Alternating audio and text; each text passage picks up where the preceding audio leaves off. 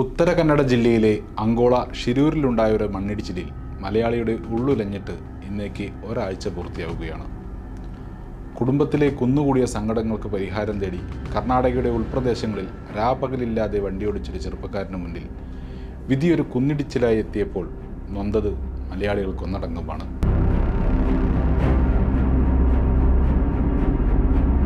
ഹൈവേയിലെ അപ്രതീക്ഷിത മണ്ണിടിച്ചിലിൽ ഒരു കുടുംബത്തിൻ്റെ ആകെ സ്വപ്നങ്ങൾ തകർക്കപ്പെട്ടെന്ന് കരുതിയ ആ നിമിഷത്തിലാണ് പ്രതീക്ഷയുടെ ഒരു തിരിവട്ടവുമായി രഞ്ജിത്ത് ഇസ്രായേലെത്തുന്നത്. ദുരന്തഭൂമികളിൽ അസാമാന്യ മെയ്വഴക്കവും മനസാന്നിധ്യവുമായി രഞ്ജിത്ത് ഒരു സൂപ്പർമാനാകുമ്പോൾ, ദുരന്തഭൂമികളിൽ യാതൊരു പ്രതിഫലവും പറ്റാതെ രാപ്പകൽ അധ്വാനിക്കുന്ന ഈ മനുഷ്യനെ നമുക്കൊന്നറിഞ്ഞു വയ്ക്കാം. നാം ഒന്നെന്ന സന്ദേശവുമായി ദുരന്തഭൂമികളിൽ എവിടെയും ആദ്യമെത്തുന്ന ഈ സിവിലിയൻ ആരാണ് ഈ രഞ്ജിത്ത് ഇസ്രായേൽ? ദുരന്തഭൂമികളിൽ പിടയുന്ന മനുഷ്യർക്കായി ജീവിതം ഒഴിഞ്ഞു വെച്ചൊരു ചെറുപ്പക്കാരൻ. 2013 ഉത്തരാഖണ്ഡിൽ നടന്ന മേഘവിസ്ഫോടനത്തിലും 2018 കേരളത്തെ ഉലച്ച പ്രളയത്തിലും 2019 കവളപ്പാറ ഉരുൾപൊട്ടലിലും 2020 പെട്ടിമുടി ഉരുൾപൊട്ടലിലും 2021 ഉത്തരാഖണ്ഡിലെ തപോവൻ ടണൽ ദുരന്തത്തിലും എന്നുവേണ്ട, മനുഷ്യൻ എവിടെയൊക്കെ ദുരന്തഭൂമി അഭിമുഖീകരിക്കുന്നു അവിടെയെല്ലാം ഒരു മാലാഖയെ പോലെ രക്ഷാകരവുമായി രഞ്ജിത്ത് എത്താറുണ്ട്. കഴിഞ്ഞ വർഷം നവംബറിൽ ഉത്തരാഖണ്ഡിലെ ചാർധാം തീർത്ഥാടന പാതയിലെ തുരങ്കത്തിൽ കുടുങ്ങിയ 40 തൊഴിലാളികളെ രക്ഷപ്പെടുത്തിയ ദൗത്യത്തിലും രഞ്ജിത്തിൻ്റെ സാന്നിധ്യമുണ്ട്. തിരുവനന്തപുരം വിതുര ഗോകുൽ എസ്റ്റേറ്റിൽ ജോർജ് ജോസഫ് ഐവ ജോർജ് ദമ്പതികളുടെ മകനാണ് 33-കാരനായ രഞ്ജിത്ത്. ചെറുപ്പത്തിൽ തന്നെ കായിക മേഖലയിൽ താൽപ്പര്യം പ്രകടിപ്പിച്ചിരുന്ന രഞ്ജിത്ത് പട്ടാളത്തിൽ ചേരാൻ ആഗ്രഹിച്ചിരുന്നു.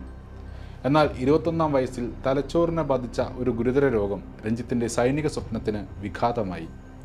പിന്നീട് അസുഖം ഭേദമായെങ്കിലും പ്രായം അതിക്രമിച്ചു.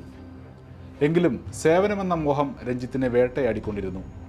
ഒടുവിൽ സ്വയമൊരു പട്ടാളമായി അയാൾ ദുരന്തഭൂമികളിലെ വേദനിക്കുന്ന മനുഷ്യൻ്റെ കാവൽ മാലാഖയായി. ഉപജീവനത്തിനായി കൃഷിയും പ്ലാന്റേഷൻ ജോലികളും ചെയ്യുന്ന രഞ്ജിത്ത് സ്വന്തം ജീവൻ പണയം വെച്ചാണ് പലപ്പോഴും രക്ഷാപ്രവർത്തനത്തിലെത്തുന്നത്. പലപ്പോഴും ഭക്ഷണം പോലും കഴിക്കാതെ, ഉറങ്ങാതെ, വിശ്രമിക്കാതെ അയാൾ മനുഷ്യന് വേണ്ടി പ്രയത്നിക്കുന്നു. 3 തവണ ജൂനിയർ മിസ്റ്റർ തിരുവനന്തപുരം പദവി നേടിയിട്ടുള്ള രഞ്ജിത്ത് ഗോവ നാഷണൽ ഇൻസ്റ്റിറ്റ്യൂട്ടിൽ നിന്നാണ് ജീവൻ രക്ഷാ സാങ്കേതിക വിദ്യകളിൽ പരിശീലനം നേടിയിട്ടുള്ളത്. മികവാർന്ന സേവനത്തിന് സൈന്യത്തിൽ നിന്നും 8ഓളം ജില്ലാ കളക്ടർമാരിൽ നിന്നും പ്രശംസാപത്രങ്ങൾ നേടിയിട്ടുള്ള രഞ്ജിത്ത് മനുഷ്യസ്നേഹത്തിൻ്റെ ഉദാത്ത മാതൃകയായാണ് ഷിരൂരിലെ മണ്ണിടിച്ചിൽ പ്രദേശത്ത് രക്ഷാപ്രവർത്തനത്തിനെത്തിയത്. ലോറിക്കുള്ളിൽ അകപ്പെട്ട് മരണത്തോട് മല്ലിടുന്ന അർജുനു വേണ്ടി അയാൾ രക്ഷാപ്രവർത്തനത്തിന് എത്തിയപ്പോൾ പക്ഷേ ജീവിതത്തിൽ ആദ്യമായി നൊമ്പരപ്പെട്ട് കാണണം.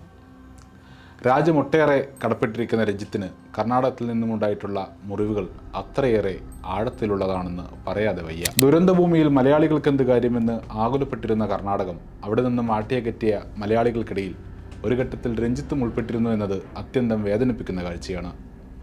കെടുകാര്യസ്ഥതയുടെ പര്യായമായി ദുരന്തഭൂമിയിൽ കർണാടക മാറുമ്പോൾ അവരുടെ കണ്ണിലെ കരടായി മാറിയിരിക്കുകയാണ് മലയാളത്തിൻ്റെ ഈ സ്നേഹഹസ്തം. എങ്കിലും ഏറ്റെടുത്ത കർത്തവ്യം പൂർത്തീകരിക്കാതെ പിന്മാറില്ലെന്ന വാശിയുമായി അയാൾ ഇപ്പോഴും പൊരുതുകയാണ്. കേവലം അർജുനു വേണ്ടി മാത്രമെന്ന് നമുക്കതിനെ ചുരുക്കി കാണാതിരിക്കാം. ചെളി മൂടിയ മൺകൂനകളിൽ അർജുനെ പോലെ ഇനിയും ഒട്ടേറെ പേർ ജീവനോടെ അകപ്പെടാതിരിക്കാൻ പക്ഷേ നമുക്കിനി പ്രാർത്ഥിക്കാനേ കഴിയൂ. ഇത് ഇന്ത്യയാണല്ലോ. ഇവിടെ ഇങ്ങനെയൊക്കെ അല്ലെങ്കിലേ നമുക്ക് അത്ഭുതപ്പെടാനുള്ളൂ.